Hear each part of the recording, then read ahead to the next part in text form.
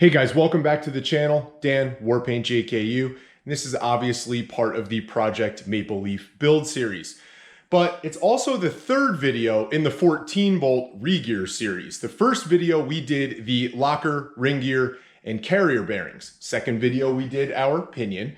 And now it's the third video where we're gonna put it all back inside of the housing and get the perfect gear pattern. So check it out.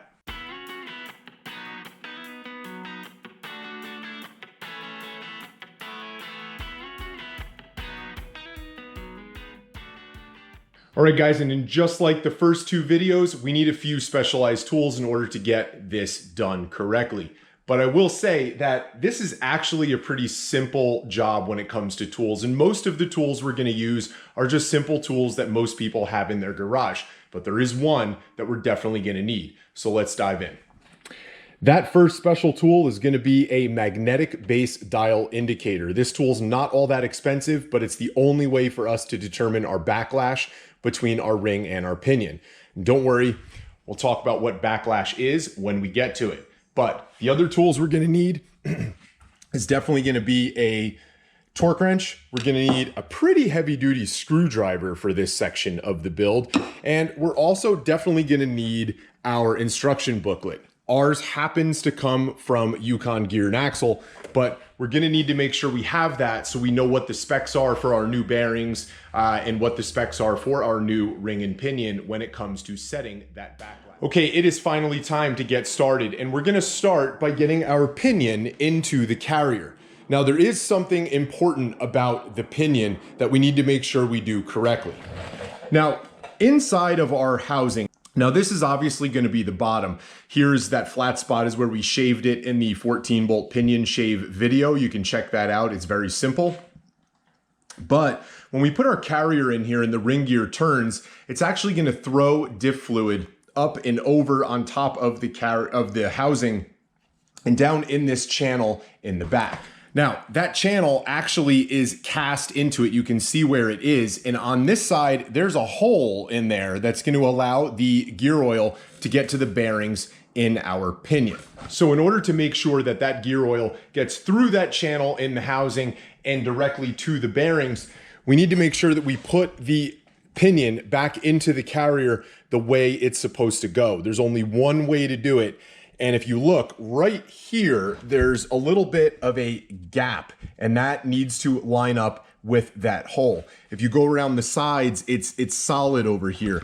And if you put it in wrong, then you're gonna see that the pinion won't get any oil. The bearings will be starved of it, and they will overheat and trash your regear job extremely quickly.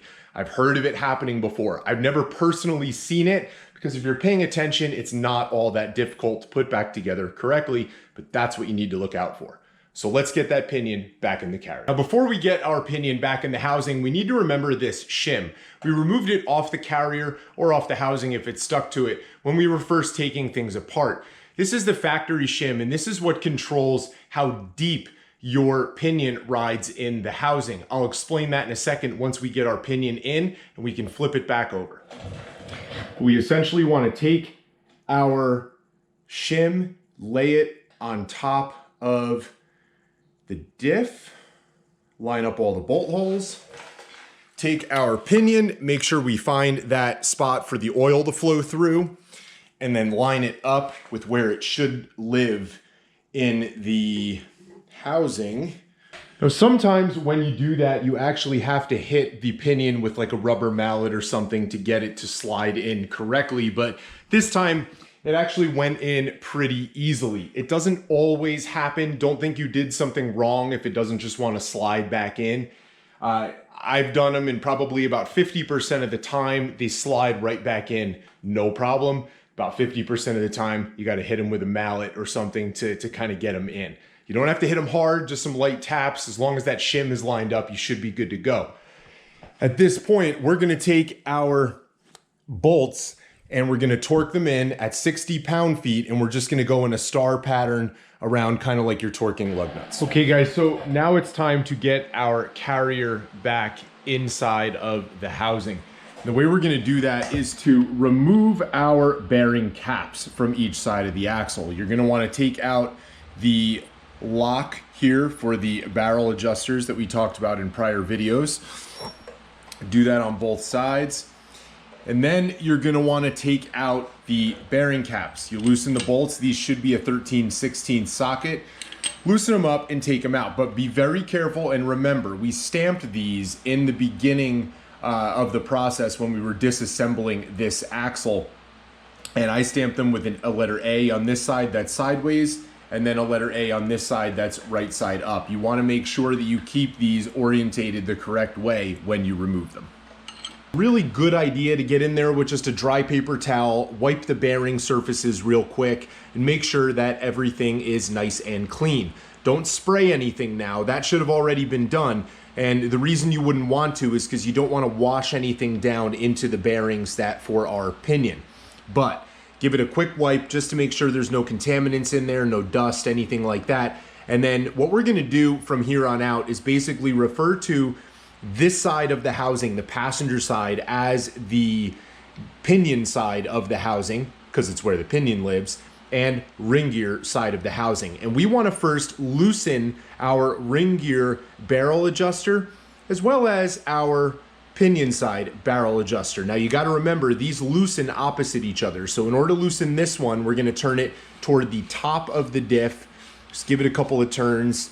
And then we're going to do the same thing with this guy, and you're going to loosen it by turning it toward the bottom.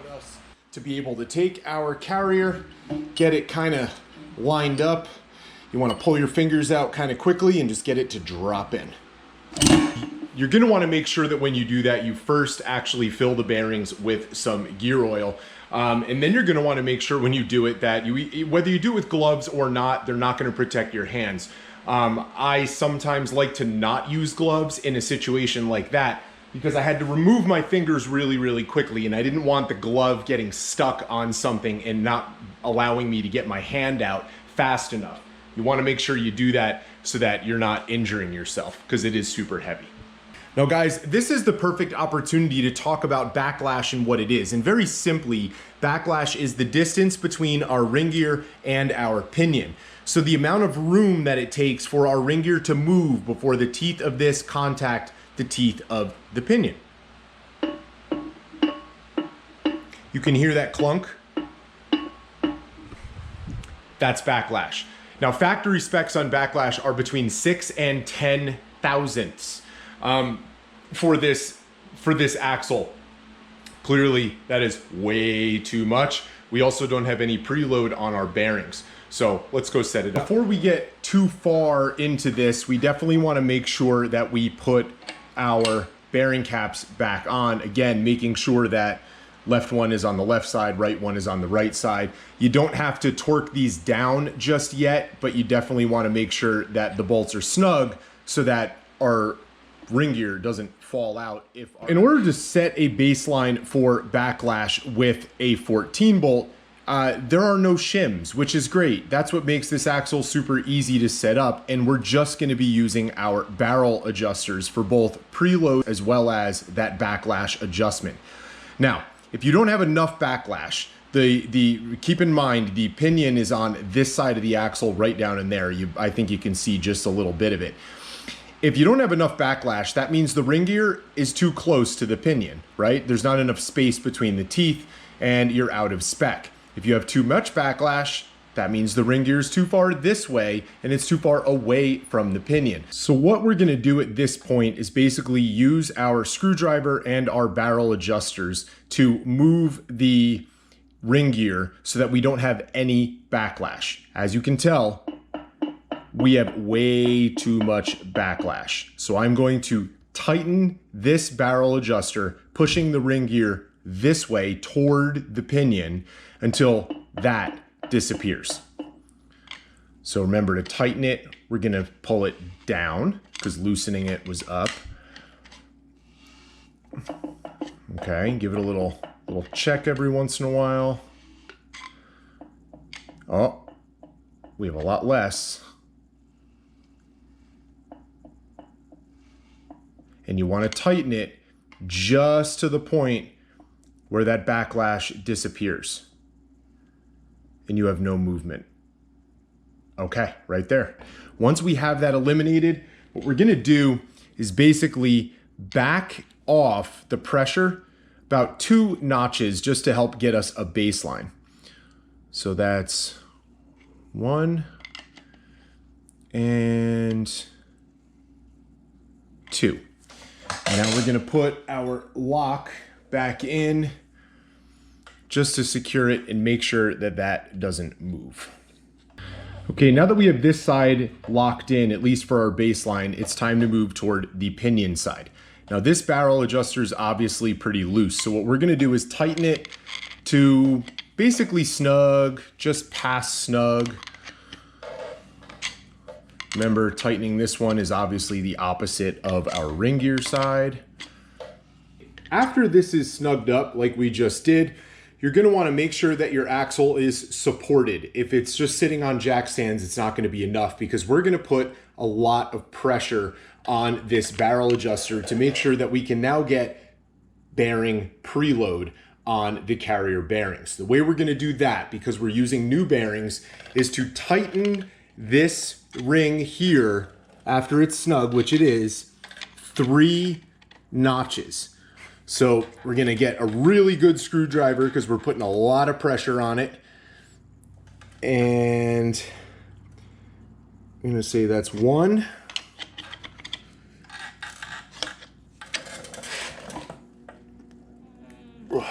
That's 2. Let's see if we can get a 3rd one in here now.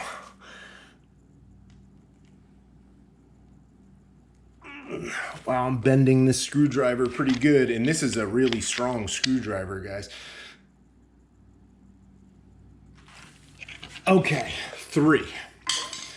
Put our lock in, make sure it's secure. Okay, so we are well on our way to checking our backlash and actually measuring it with that magnetic dial indicator tool.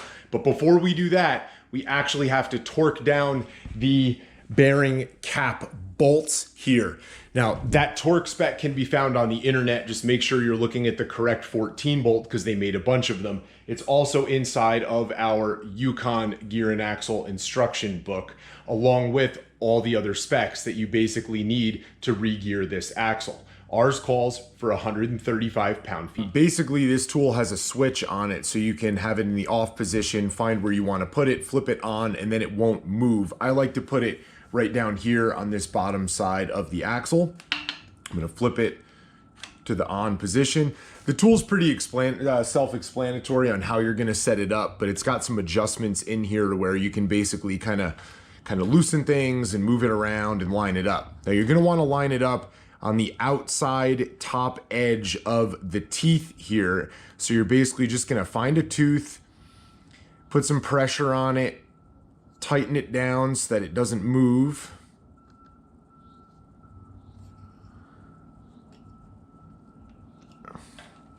Okay, and then we're gonna wanna tap our gauge and rotate the dial so that it's zeroed out. Okay, now that we have it zeroed out, if I kind of block the light in the garage here, you can maybe see there that it's pointing at the 0, and we are going to put pressure on the ring gear to measure the amount of backlash. Now, right now, our ring gear, just in its natural position, is actually rolled all the way forward or toward the top of the diff until it hits the pinion, and that's what you want. You want it in that most position. I'm gonna grab the ring gear, I'm gonna pull it down, and I'm gonna watch this gauge, and it's gonna move every time we give it, see it move in there? Every time we give it our movement, it's gonna rotate a little bit and tell us what our backlash is in thousandths. And when I do it, you can see right there that we are just shy of the 10. We're actually at about 7.5. Okay, so you saw that we were within spec, and that actually is pretty good. I'm happy with that, but we're not done.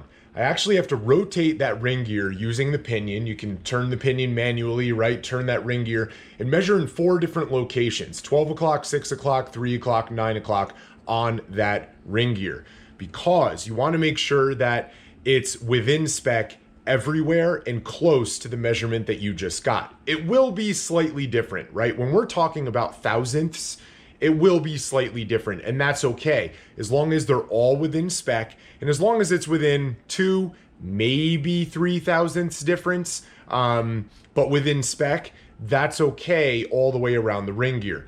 If you start getting into like the 3, 4, 5,000ths difference in different places, that's not good. You're going to want to take it apart. You're going to want to make sure everything is torqued correctly, right? Remember, we mentioned in the first video, when you set the ring gear down, it was important to file the back, make sure you got rid of all the burrs. That can cause that kind of variation. If things aren't torqued correctly, maybe a bearing isn't pressed on and seated evenly or correctly, all of those things can cause that. So you want to make sure that it is done correctly so that your gears run a long, happy life. I've checked in the 4 different positions around the ring gear, and we are within 0.002 difference everywhere. So we're good, okay? We are all within spec and we are good to go. But if we weren't within spec, okay, what you would want to do if you needed to decrease backlash, all right? If we first checked it and our spec was way off, let's say we were at 10, right? We were on the high end.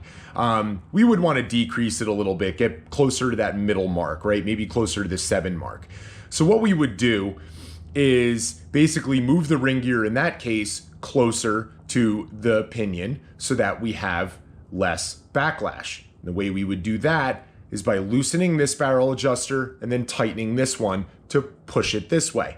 But here's the key with that. Now that our bearing preload is set, you would want to make sure that whatever you do to this barrel adjuster, you do to the other barrel adjuster. So if we loosen this one 1 notch, we tighten that one 1 notch. And then the opposite would be true. If we had to move it so that we had more backlash, you would tighten this guy 1 notch and loosen that guy 1 notch.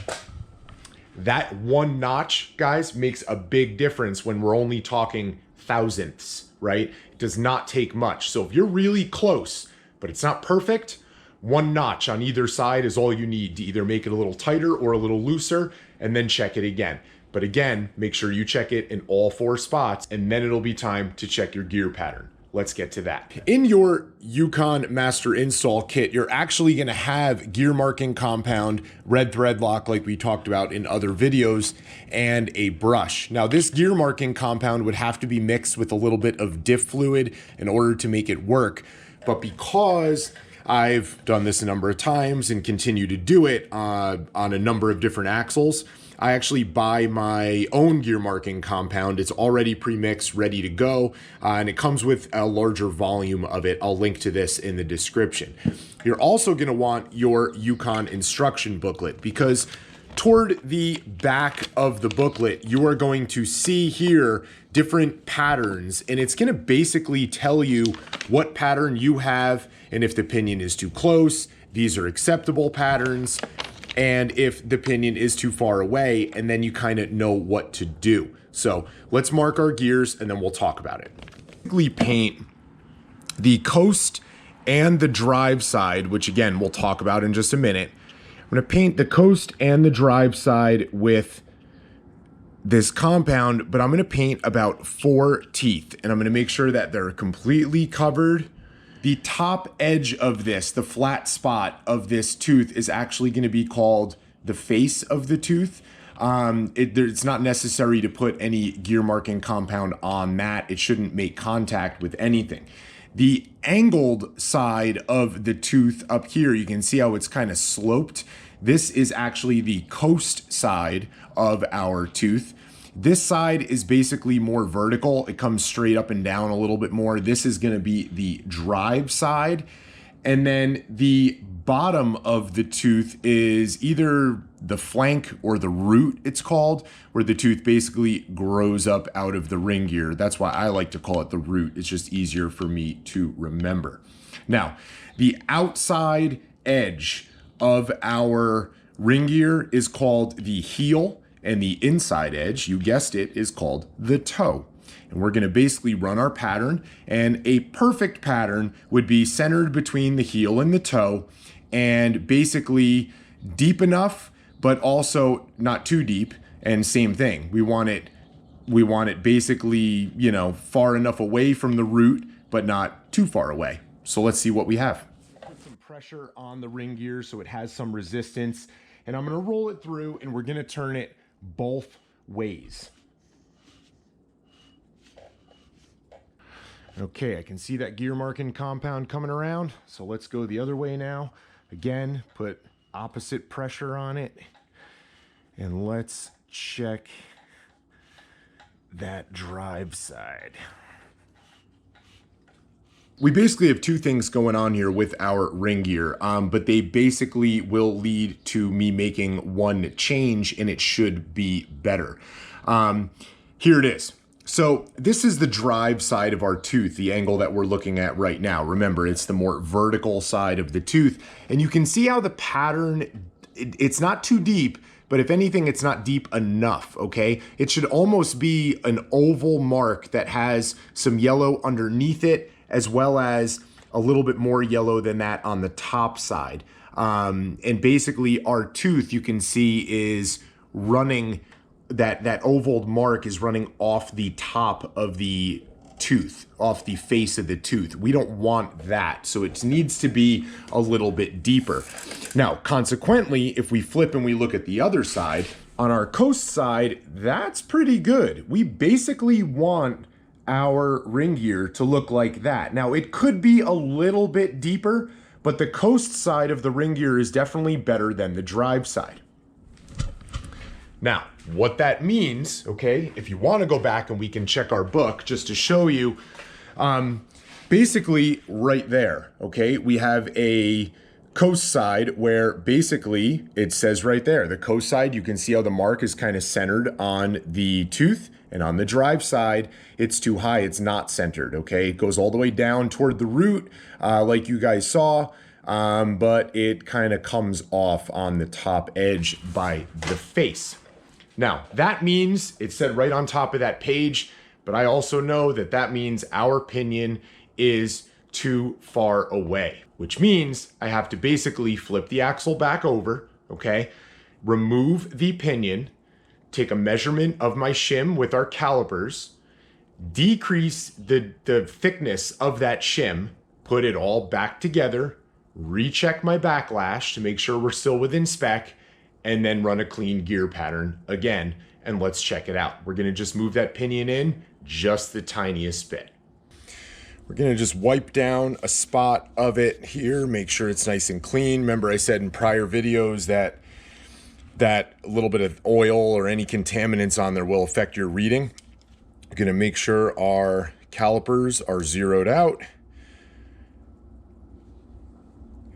And we are at 18 thousandths. So we want to go back to our Yukon Gear and Axle Master Install Kit, and we want to find a shim that's probably at 17, 16 thousandths and start to throw it back together.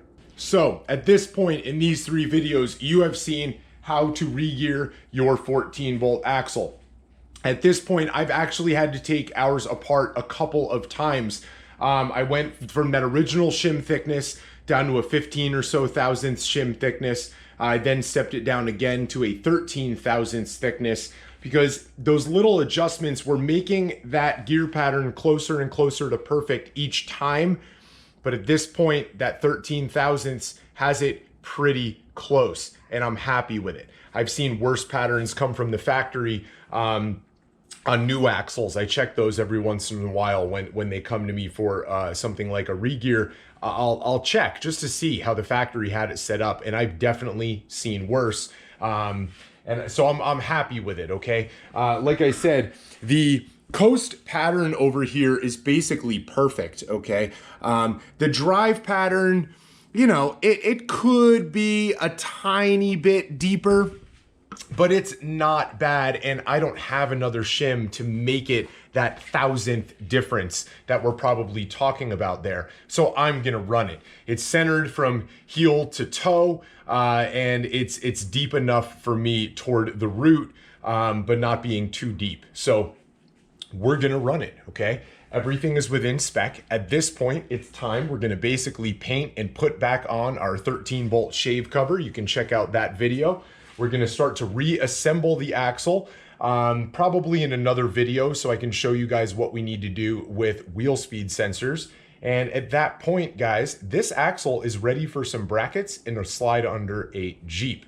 Now, our Dana 60, stay tuned and check that series out because It's going to show you how to re-gear that one, which is a little different. It's also going to show you how to put in an air locker, which we did not do in this one, right? This one had that auto locker. So if you want to re-gear yours with the air locker, that video is going to show you how to do it. All the other steps would be the same in this one, except for that, right? There's a little bit extra you got to do. But anyway, guys, thank you for the support, okay? Make sure you click that subscribe button. It's free. All you need is an email address. And guys, make sure you share this video, drop a comment, let me know what you think, and I appreciate the support. Get out there and build something.